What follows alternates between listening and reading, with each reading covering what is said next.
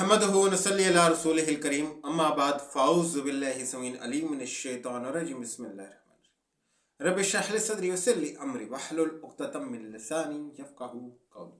अपने देखने और सुनने वालों को रिज़वान असगर और मुस्लिम मसीही मुकालमा की टीम की तरफ से अस्सलामु अलैकुम व रहमतुल्लाहि व बरकातहू। मसीही अक्सर ये मनादी करते हुए नज़र आते हैं कि यसू की मसलूबियत असल में खुदा का एक अज़ली मंसूबा था, लेकिन अगर हम बाइबल का मुताला करें तो हमें मालूम होगा कि यसू का कत्ल करना और इसको मसलूब करना असल में खुदा का नहीं बल्कि शैतान का मंसूबा था।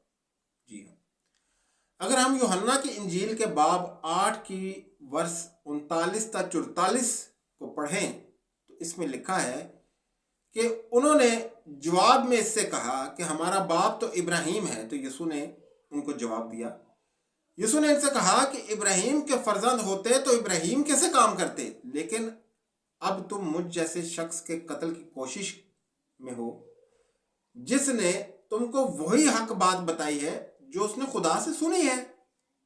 तो इसके बाद यहूद ने यसू को जवाब दिया कि हम हराम से पैदा नहीं हुए, हमारा एक ही बाप है यानी कि खुदा।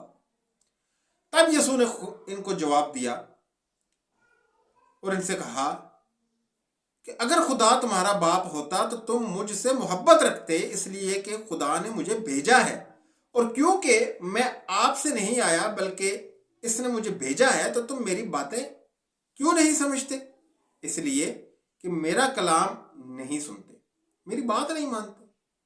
तुम अपने बाप इबलीस से हो और अपने बाप की ख्वाहिशों को पूरा करना चाहते हो, और वो शुरू दिन से ही कातिल है। अब यहां गौर तलब बात यह है कि यहूद यसू को कत्ल करना चाहते थे और यसू इनसे कह रहा है कि ये इबलीस की ख्वाहिश है ना कि खुदा की। अब सवाल यह है कि क्या शैतान चाहता था कि यसू को कत्ल करवाकर या मसलूब करवाकर नौ इंसानी के गुनाहों का कफारा बनाए और इनके गुनाह बख्शवाए, और क्या शैतान बनी नौ इंसान का खैर ख्वाह था या इनका दुश्मन है?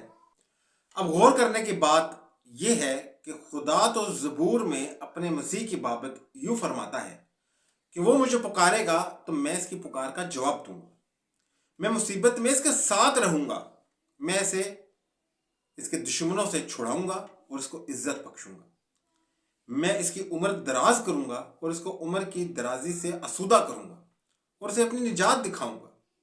ज़बूर 91 वर्स नंबर 15 तक 16। इसी ज़बूर के वर्स नंबर 11 तक 12 में लिखा है कि खुदा ने अपने फरिश्तों को यह हुक्म दे रखा है कि इसके मसीह की हिफाजत करें और इसको अपने हाथों पर उठा लें यहां तक कि इसको पत्थर की ठेस तक ना लगे। तो फिर ये कैसे मुमकिन है कि खुदा अपने मसीह को, जिसकी बाबत इसने फरिश्तों को हुक्म दे रखा था, मसलूब करवाता, इसको कांटों का ताज पहनवाता, इसको जलीलो ख्वार करवाता? कहीं हम गलत डॉक्टराइन तो फॉलो नहीं कर रहे? फैसला मैं अपने सुनने वालों पर छोड़ता हूं। शुक्रिया।